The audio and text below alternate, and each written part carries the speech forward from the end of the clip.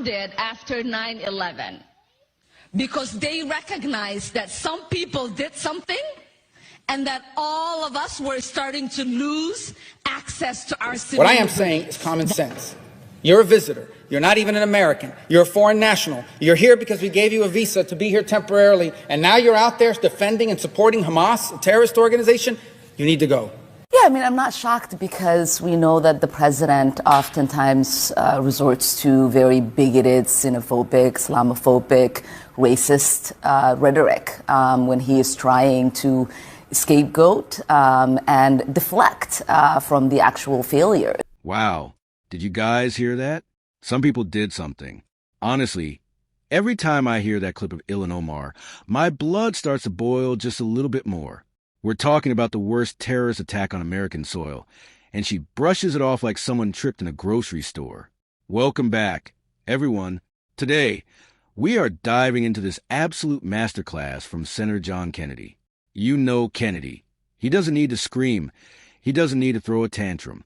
He just sits there with that dry Southern wit and absolutely dismantles the nonsense. Look, we're seeing a real divide in this country right now.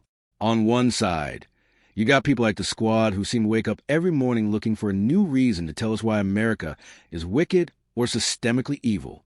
And on the other side, you got guys like Kennedy who are saying, hey, if you hate it here so much, why are you fighting so hard to stay in power? This video is brutal because it's honest. It puts their own words right in their faces. I'm telling you, you're going to want to stick around for full breakdown of this one, because Kennedy doesn't just disagree with them. He exposes the total lack of gratitude for the very country that gave them a platform. Let's get into the full video. Number two, frankly, I don't know why the president felt the need to tweet on this subject at all. You know, when you argue with a fool, you just prove there are two. And I consider Congresswoman Omar, Congresswoman Ocasio-Cortez, Congresswoman Tlaib, Congresswoman Presley, I think is her name. They call themselves the Squad. I consider them to be fools. They hate America. They think America was wicked in its origins, and it's even more wicked today. They ought to be thanking America instead of calling America evil and wicked and racist. But this is America, and they have the right to their opinion. But I don't like to see the president even dignify their point of view. Besides that, I think that the Squad, as they call themselves, they are destroying the Democratic Party. You know, when your opponent is screwing up, don't interrupt him. Let him go. I mean, just looking at this from a political standpoint, if I didn't know better, I would think the members of the Squad were GOP plants. I mean, they think that illegal immigration, socialism, higher taxes, abortion are all moral goods. They think America, Israel, free enterprise are moral bads. That's not what most Americans believe. And that's kind of where I am on the subject. The president has explained his position. He has said, look, here's what I meant. If you're not happy living in America. Omar laughed that Americans speak of al-Qaeda in a menacing tone and remarked that you don't say America with this intensity. You say al-Qaeda makes you proud. Al-Qaeda makes you proud. You don't speak that way about America. And at a press conference just this week, when asked whether she supported al-Qaeda, that's our enemy. That's our enemy. They are a very serious problem that we take care of, but they always seem to come along somewhere. She refused to answer. She didn't want to give an answer to that question. Omar blamed the United States for the crisis in Venezuela. I mean, think of that one. And she looks down with contempt on the hard-working American, saying that ignorance is pervasive in many parts of this country.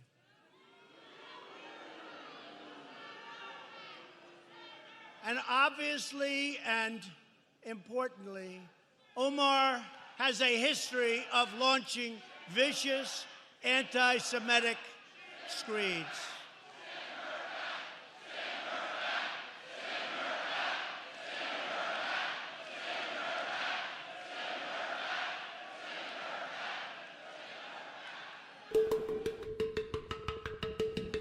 Some people did something, said a freshman congresswoman from Minnesota, to support and justify the creation of CARE. Today I am here to respond to you exactly who did what to whom. Madam, objectively speaking, we know who and what was done. There is no uncertainty about that. Why your confusion? On that day, 19 Islamic terrorists, members of Al-Qaeda, killed over 3,000 people and caused billions of dollars of economic damage. Is that clear? But as to whom? I was attacked. Your relatives and friends were attacked. Our constitutional freedoms were attacked. And our nation's founding on Judeo-Christian principles were attacked. That's what some people did. Got that now?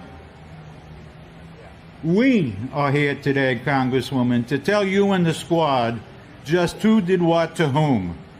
Show respect in honoring them, please. American patriotism in your position demand it. For God and country, amen. Man, that hit hard, especially that last segment with the 9/11 family member, when he said, "I'll tell you who did what to whom." That is a reality check that D.C. desperately needs. Let's talk about Senator Kennedy's take here, because he hit the nail on the head. He calls them fools. Now, some people might say that's harsh, but is it? When you represent the United States of America in the halls of Congress, and you spend your time defending groups like Hamas or downplaying Al-Qaeda, what else do you call that? It's a total betrayal of the job description. Kennedy pointed out something that the mainstream media loves to ignore. The squad's entire ideology is built on the idea that America was wicked from the start. Think about that. They are literally making a living off of a system they claim is illegitimate. It's the ultimate grift. Kennedy is just saying what most of us are thinking to get in. And why are you so desperate to lead it? And can we talk about the send her back chants for a second? The media try to make that about race. But look at the context Kennedy provides. It's about loyalty. It's about values. It's about the fact that if you come to this country and you're given every opportunity to succeed to the point of becoming a congresswoman, and your first instinct is to trash the flag and the people who died for it, people are going to get angry, and they have every right to be. Kennedy doesn't have to lie about her. He just uses her receipts. He uses her own tweets, her own speeches, and her own cold shoulder to 9/11 victims. It's devastating because it's the truth. We need more of this surgical accountability in Washington. We need people who aren't afraid to call out this anti-American rhetoric for exactly what it is, a slap in the face to every person who actually loves this country. What do you guys think? Is Kennedy being too brutal, or is he finally saying what needs to be said? Drop a comment below. Let's get a real conversation going. And if you're tired of the squad's nonsense, make sure you hit that like button and subscribe. We aren't backing down from the truth here.